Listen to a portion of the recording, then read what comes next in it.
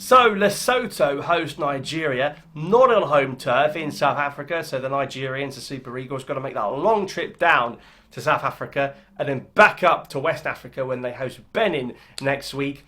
They've got it all to do, even with the hand of Lagos from Bassi, and even with the 3-point deduction to the South Africans.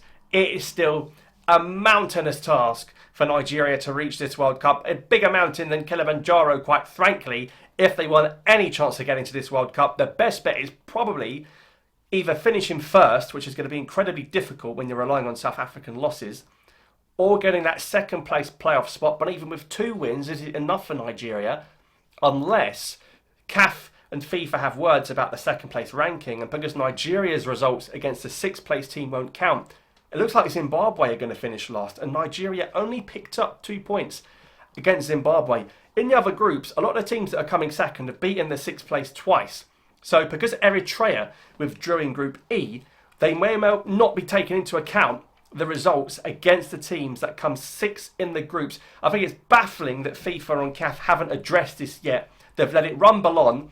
So we've got to see what they're going to do. They have to not take into account points against the team in 6th because of what happens with Eritrea. It's unfair on the Tanzanians, the Zambians and the people of Niger in that group. So second might do it if FIFA come in and say, you know what, your results against the 6th place don't count. Nigeria only going to lose 2 points against Zimbabwe and might have a real chance. But on the pitch, they've got to do the business first and foremost, and they face Lesotho.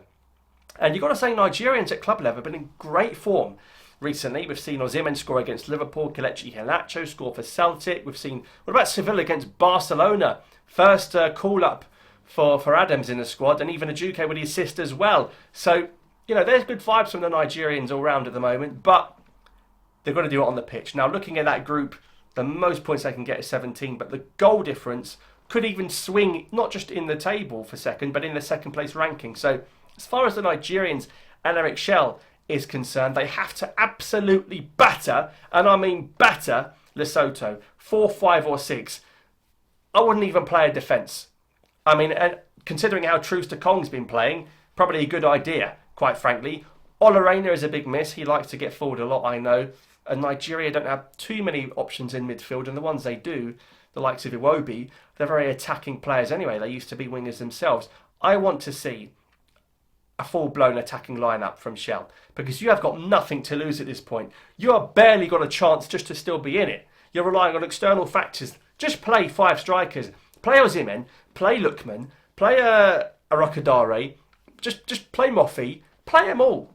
You need to fill your boots, son. You need to batter Lesotho and get that goal difference sky high to make up for the fact that you've only won 2 games out of 8. Remember a few years ago, Nigeria battered someone like 10-0, or wasn't it 11-0? Was it Sao Tome and Principe?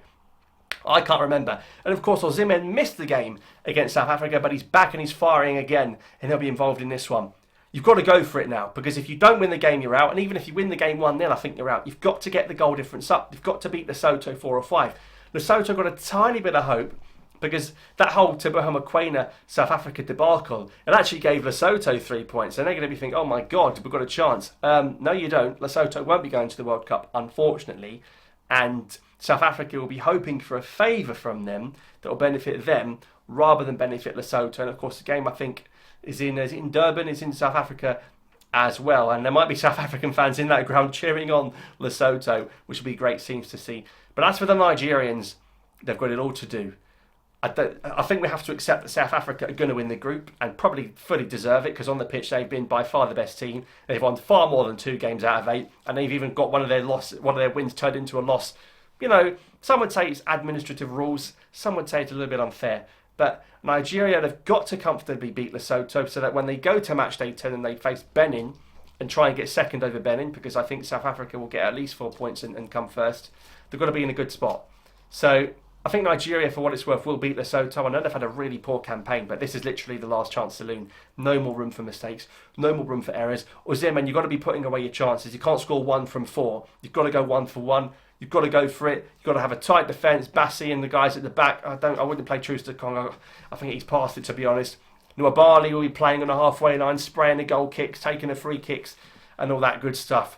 But Again, you've got Lesotho playing the Nigerians. You've got the other games in this group as well happening at the same time. You've got really lots to play for in this group. It's going to be really fascinating to watch how Group C folds. But can Nigeria get a convincing win against Lesotho? They've got to go for it, and they've got to assess the table afterwards, because I think South Africa are going to win their match too.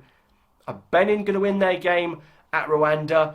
Obviously, Nigeria will be hoping. They'll be hoping for a draw, because Rwanda are on 11 points as well. The same points as Nigeria under the Algerian coach, Adel Amrouche. We'll wait and see what happens, but this is going to be fascinating. I'll still go South Africa in 1, Nigeria in 2. I think Nigeria will somehow get second. Will it be enough? Remains to be seen. Let me know your score predictions down below. We'll see you after this game.